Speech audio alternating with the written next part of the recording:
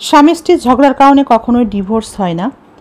মূলত প্রধান যে কারণ থাকে তৃতীয় ব্যক্তি সম্পর্কে ঢুকে পড়লে, তৃতীয় ব্যক্তিকে সম্পর্কের মধ্যে বেশি গুরুত্ব দেখালে, তৃতীয় ব্যক্তির সম্পর্কে আশ্রয় প্রশ্রয় পেয়ে সম্পর্কের মধ্যকার শান্তি নষ্ট করে এবং ডিভোর্স যেন হয় সেই পায়তারাই করতে থাকে এবং সেটা করিয়েই ছাড়ে, যেটা আমরা সম্পর্কের মানুষ দুজনে অনেক সময় বুঝে উঠতে পারি না।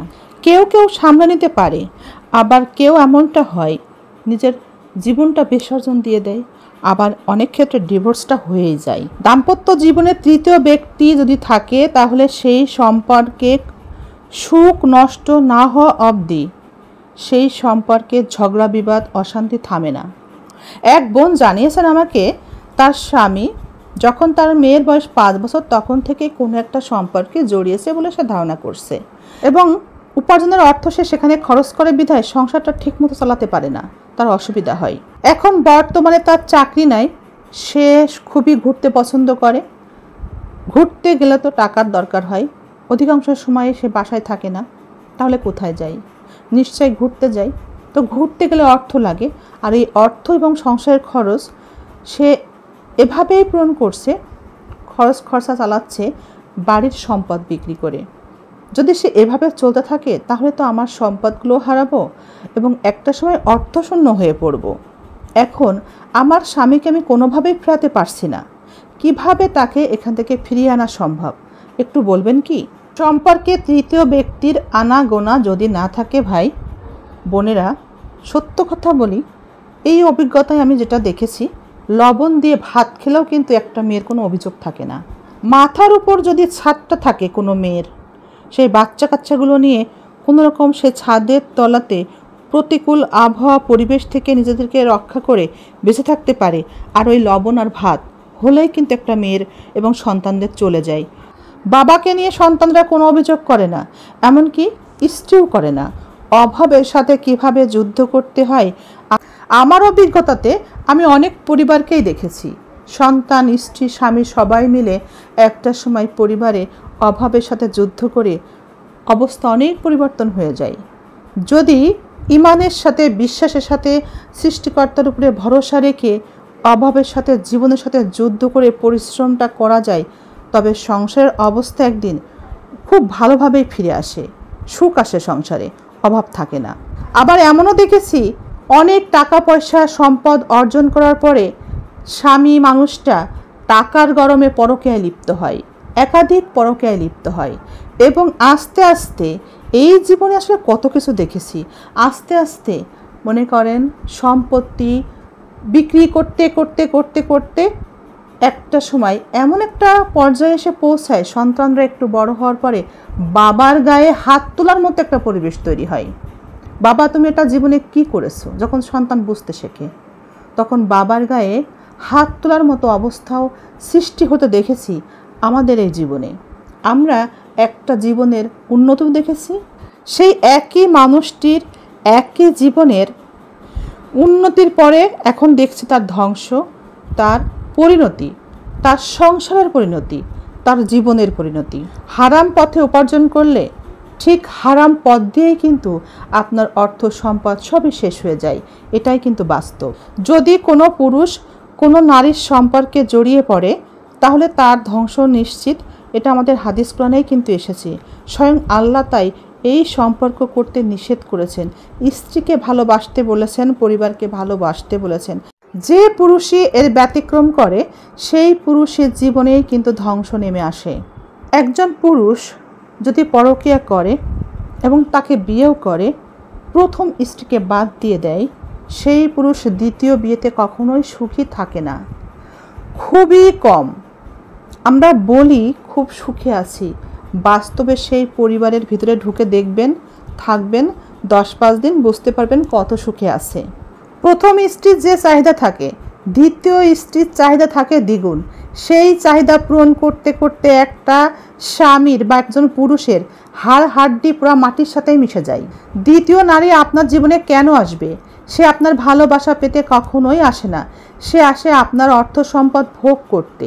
একবার অর্থ দেওয়াটা বন্ধ করে দেখেন, সে আপনার সাথে কোনো সম্পর্কই আর রাখবে না।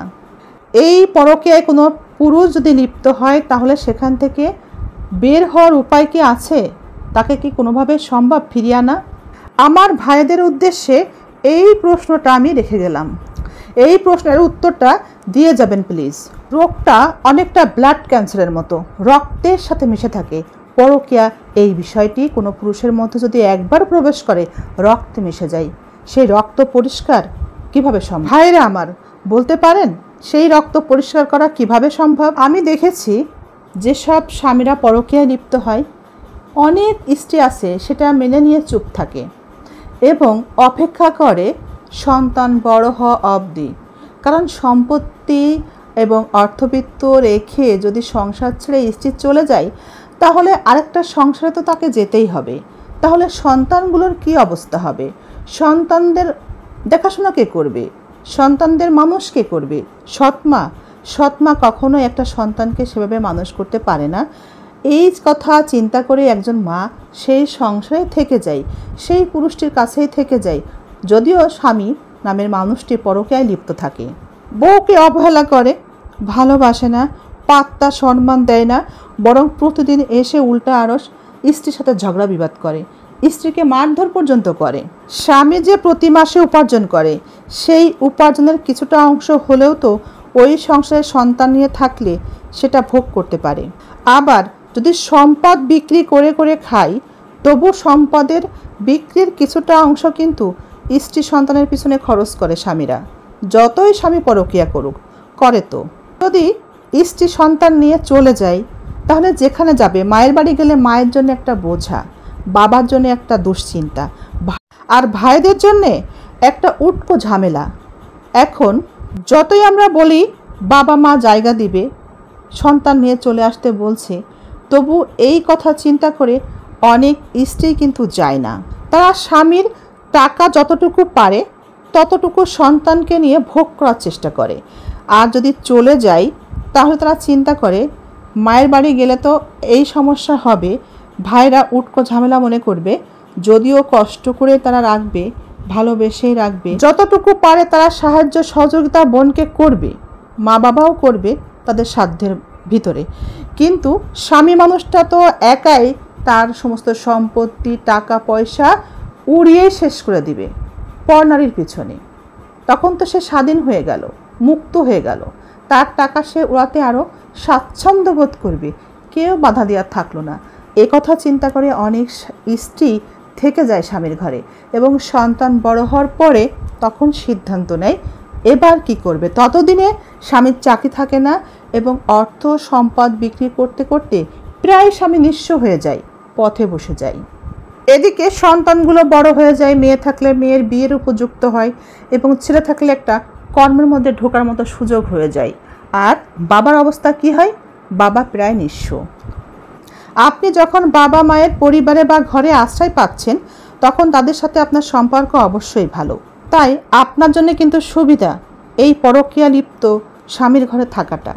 তার মা বাবা আপনার সাথে অশান্তি করলেও, সেই স্বামী নামের মানুষটি যদি আপনার সাথে অশান্তি করে, তবুও আপনার দুঃখ কষ্ট শেয়ার কিন্তু আপনি করতে পারেন মা বাবার সাথে, ভাই বোনের সাথে। যদি আপনি মনে করেন স্বামীর কথাগুলো গায়ে লাগাবো না, শ্বশুর শাশুড়ির কথাগুলো কানে শুনবো না, তাহলে কিন্তু আপনি দিব্যি ওই সংসারে টিকে থেকে সন্তানগুলোকে মানুষ করে নিতে পারেন। যদি আপনি এই সন্তানকে ফেলে রেখে বা মা বাবার কাঁধে তুলে দিয়ে, ভাইদের কাঁধে চাপিয়ে দিয়ে আপনি আবার বিয়ে করে নেন অন্য কোথাও, তাহলে এই সন্তানগুলোর হাল কি হবে জানেন? তাদের দুঃখ কষ্ট শেয়ার করার মতো আর কোনো লোক থাকবে না। মা বাবার এই যে ব্যবহার, ডিভোর্স, চলে যাওয়া, কেন চলে গিয়েছিল, এই ধরনের আজে বাজে নানা কথা তাদেরকে শুনতে হবে আশেপাশের সকল মানুষের কাছ থেকে। সেই বৃদ্ধ বয়স পর্যন্ত, মৃত্যুর আগ পর্যন্ত মা বাবার বদনাম, মা বাবার খারাপ আচরণের কথা শুনতে হবে। একটা সময় আর ভালো লাগবে না এটা শুনতে, তাদের জীবনটাও দুর্বিষহ হয়ে যাবে। অনেক সময় অনেক সন্তান ডিপ্রেশনে চলে যায়। এটা কি ভালো হবে? এটা কখনোই ভালো হবে না।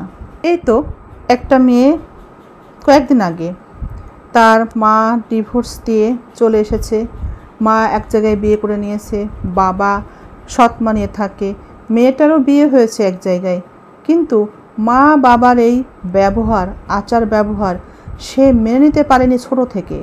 আস্তে আস্তে সে এতটা ডিপ্রেশনে চলে গেছে, নিজের সন্তান হওয়ার পরও, নিজের সন্তান, নিজে মা হয়েছে, তবু মা বাবার যে ব্যবহার সেটা বলতে পারেনি, মা বাবার যে ভালোবাসা থেকে সে বঞ্চিত হয়েছে সেটা সে বলতে পারেনি। এমনকি সে দুনিয়া থেকে চলে গেলে তার সন্তান যে তার মতো হয়ে যাবে, তার মতো জীবন পাবে, সেটা সে ভাবতেও পারেনি।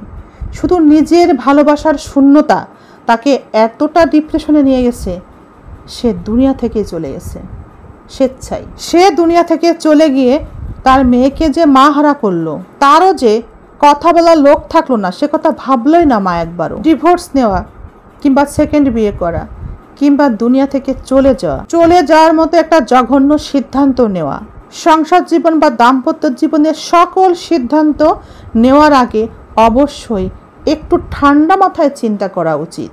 এখন আপনি সিদ্ধান্ত নেবেন আসলে আপনার কি করা উচিত, এই মুহূর্তে আপনি কি করবেন। আপনার স্বামী তো পরকীয়ায় লিপ্ত, এখন আপনি কি সত্যিই তাকে ছেড়ে চলে যাবেন, নাকি আপনার স্বামীর সংসারে থেকেই বাবার ছায়াতলেই সন্তানকে মানুষ করে নেবেন?